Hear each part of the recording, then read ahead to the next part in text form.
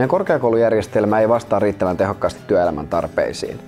Mehän maksetaan korkeakouluille sen perusteella, kuinka paljon heille tulee opiskelijoita ja kuinka moni heiltä valmistuu.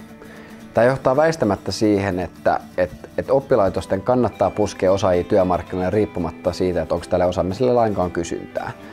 Mun mielestä meidän pitäisi korkeakouluille maksaa myös sen perusteella, että kuinka hyvin sieltä valmistuneet kykenevät työllistymään tai työllistämään muita. Tällöinhän korkeakoulujen kannattaisi kiinnittää enemmän huomiota just siihen, että millaisia osaajia tarvitaan ja miten he voisivat kannustaa heiltä valmistuneita kaupallistamaan ideoitaan nyt ja tulevaisuudessa. Uusi kasvu, se syntyy kuitenkin innovaatioista. Meidän tehtävä on luoda sopivat puitteet niiden syntymiselle.